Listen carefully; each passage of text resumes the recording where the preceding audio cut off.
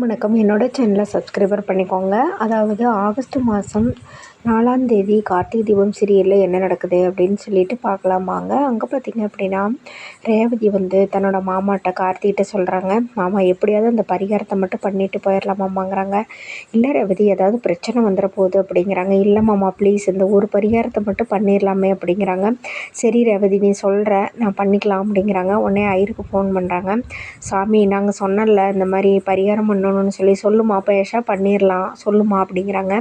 சாமி, இங்கே இந்த கோயிலில் பண்ணால் கொஞ்சம் பிரச்சனையாயிரு, அதனால் பக்கத்து கோயிலில் பண்ணணும், நீங்கள் அங்கே பண்ணி கொடுக்குறீங்களா சாமி அப்படிங்கிறாங்க. கண்டிப்பாக பண்ணி கொடுத்துட்றேம்மா அப்படின்னு சொல்லிடுறாங்க. சரி ஓகே அப்படின்னு சொல்லிட்டு, சரி மாமா, ஐயர் அங்கே வந்துடுவார், வாங்க நம்ம அந்த கோயிலுக்கு போய் வேணுங்கிற ஜாமானம்லாம் வாங்கலாம் அப்படின்னு சொல்லிட்டு பரிகார பூஜை பண்ணுறதுக்காக பக்கத்தில் இருக்கிற கோயிலுக்கு கிளம்பி கார்த்தியும் ரேவதியும் போகிறாங்க. அதுக்கப்புறமா அதே ஐயரை இந்த சாமுண்டீஸ்வரி தங்கச்சி சந்திரா அங்கேருந்து பணத்தை கட்டுக்கட்டாக கொடுக்குறாங்க. நீங்கள் எல்லோரும் நடித்ததுக்கு ரொம்ப சந்தோஷம் ஐயரே, நீ அங்கே போயிட்டு நடிங்க, என்ன நடக்குது எது நடக்குதுங்கிறத மட்டும் எனக்கு அப்பப்போ அப்டேட் பண்ணிக்கிறதுக்கு நான் பார்த்துக்கிற மித்ததெல்லாம் நீங்கள் போய் பரிகாரத்தை மட்டும் பண்ணி வைங்கிறாங்க. சரிங்க மேடம் அப்படின்னு சொல்லிட்டு போயிடுறாங்க. அங்கே போயிட்டு உக்காந்துட்டு பரிகாரம் பண்ணுறாங்க. அப்போது அங்கே ஒரு ஆள் நின்று அவங்க 2 பேரும் கழுத்தில் மாலை போட்டிருக்கிற மாதிரி ஜோடியாக இருக்கிற ஃபோட்டோவை எடுத்து சாமுண்டீஸ்வரியோட தங்கச்சி சந்திரகலாவுக்கு அனுப்பிச்சி விட்றாங்க. உடனே அந்த சந்திரா அந்த ஃபோட்டோவை எடுத்துக்கிட்டு, இப்போ நல்லா வசமாக மாட்டினடி ரேவதி, இதை கொண்டு அக்காட்ட காமிச்சு உன்னோட எல்லாத்தையும் நான் பாரு வெட்ட வெளிச்சாக்கிறேன், இப்படி ஏமாற்றிட்டு எத்தனை நாள் இருப்பேன், கார்த்திகை வெறுக்கிற மாதிரி நடிச்சுக்கிட்டு அவங்க கூடயே போய் மாலை போட்டுக்கிட்டு உட்காந்து பரிகாரம் வேறு பண்ணுறியா, இருடி பேசிக்கிறேன் அப்படின்னு சொல்லிட்டு நேராக அக்கான்னு கத்திட்டு போகிறாங்க. அவங்க ஏதோ செல்லை பார்த்துட்டு இருக்கிறாங்க. அக்கா, நீ இப்படியே செல்லை பார்த்துட்டே உட்காந்துரு, உன் பிள்ளை என்ன பண்ணுறா எது பண்ணுறானே உனக்கு தெரியாதாங்கிறாங்க. ஏய் சந்திரா, மறுபடியும் என்னடி பிரச்சனை, மறுபடியும் ஏதோ ஒன்று ஆரம்பிக்காத, இப்போ என்ன எப்போ பார்த்தாலும் ரேவதி பற்றி ஏதாவது ஒன்று கரிச்சு கொட்டிக்கிட்டே இருக்கிற அப்படிங்கிறாங்க. அக்கா, நான் ஒன்றும் பொய் சொல்லலைக்கா, ரேவதி இங்கே பாருக்கா போட்டாவா அப்படின்னு சொல்லி காமிக்கிறாங்க.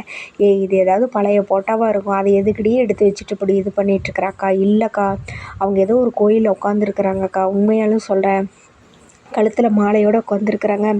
அந்த ரேவதி உன்னை நல்லா ஏமாத்துறாக்கா, நான் சொல்கிறத நம்பலினா வாக்கா, அந்த ஸ்பாட்டுக்கே நான் கூப்பிட்டுட்டு போகிறேன் அப்படிங்கிறாங்க.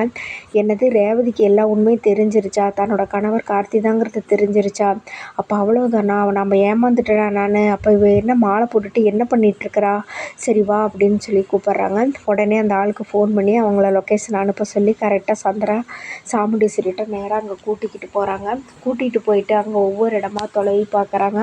அங்கே எங்கேயுமே கோயிலில் இல்லை. என்னடி இதோட 3 சுற்றிட்டேன், எங்கேயுமே கோயிலில் இல்லை அப்படிங்கிறாங்க.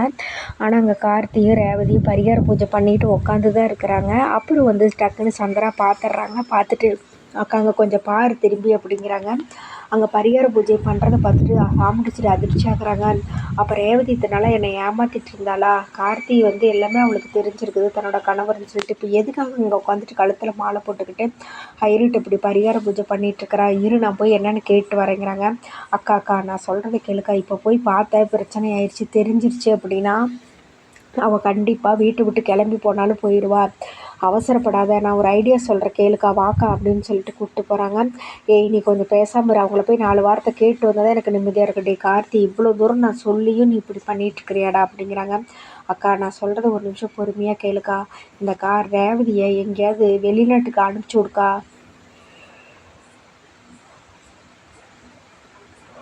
அப்போ தான் இந்த கார்த்தியோட கொட்டை நடங்கும், வெளிநாட்டில் யாராச்சும் இருக்கிறாங்களான்னு யோசிச்சு பாருக்கா அப்படிங்கிறாங்க. எனக்கு தெரிஞ்சு வெளியூரில் யாருமே இல்லை, நம்ம சொந்தக்காரங்க கம்மியாக தான் இருக்கிறாங்கங்கிறாங்க. இல்லைக்கா, எங்கேயாவது இவ்வளோ ஒரு 6 மாதத்துக்கு அனுப்பிச்சி விடுக்கா, அப்போதாக்கா இவங்க 2 பேர்த்தையும் பிரிக்க முடியும், அப்போ இந்த கார்த்தி நம்ம ஏதோ ஒன்று செய்யலாம் அப்படிங்கிறாங்க. உடனே அவங்க ஃப்ரெண்டுக்கு ஒருத்தவங்களுக்கு ஃபோன் பண்ணுறாங்க, கனடா இருக்கிறவங்களுக்கு. என்னடி நல்லா இருக்கியா அப்படின்னு சொல்லிட்டு பேசிட்டு இருக்கிறாங்க. எனக்கு ஒரு தொழிலை இது பண்ணி கொடுத்து கனடாவுக்கு அனுப்பி வச்சதே நீ தானே சாமுண்டீஸ்வரி, உன்னை எப்படி மறக்க முடியும் சொல்லு அப்படிங்கிறாங்க. எனக்கு நீ ஒரு ஹெல்ப் பண்ணணுங்கிறாங்க. என்னடி இப்படி கேட்குற, உனக்கு நான் பண்ண மாட்டேன்னு சொல்லுவேண்ணா அப்படிங்கிறாங்க. என் பொண்ணு ஒரு தப்பான ஒருத்தனை லவ் பண்ணி கல்யாணமும் பண்ணிக்கிட்டா, அவளை நான் பிரித்து வைக்கணும்டி, அதனால் ஒரு 6 மாதம் உங்க கூட இருக்கணும், நீ எனக்கு ஹெல்ப் பண்ணுறியாங்கிறாங்க. நீ ஃப்ளைட் மட்டும் ஏற்றி விடு, மற்றதெல்லாம் நான் பார்த்துக்கிறேங்கிறாங்க. அப்புறம் அவனை நான் என்ன பண்ணணுமோ பண்ணிக்கிறேன், ஒரு 6 மாதம் ஃப்ளைட்டில் அவளை ஏற்றி விட்றேன், எப்படியாவது ஒரு ஃபங்க்ஷன் இருக்குதுன்னு நான் அவளை அனுப்பிச்சி விட்றேன், நீ எப்படியாவது அவளை இது பண்ணிக்கோ அப்படிங்கிறாங்க. நீ வரட்டும், அவளோட பாஸ்போர்ட் எடுத்து நான் எரிச்சிட்றேன், எரிச்சிட்டு தொலைஞ்சு போச்சுன்னு சொல்லிவிட்டு அவள் எப்படி இந்தியா வரான்னு நான் பார்க்குறேன், அதுக்குள்ளே அப்ளை பண்ண சொல்லலாம், 6 மாதம் ஆயிரும் வரத்துக்கு, அதுக்கப்புறம் நான் பார்த்துக்கிறேன் அப்படிங்கிறாங்க. சரி அப்படின்னு சொல்லிட்டு சாமுண்டீஸ்வரி சந்தோஷமாக சிரிக்கிறாங்க. அதோட எபிசோடு முடியுது. அடுத்த நாளைக்கு என்ன நடக்க போகுதுன்னு வெயிட் பண்ணி பார்ப்போம். நன்றி, வணக்கம்.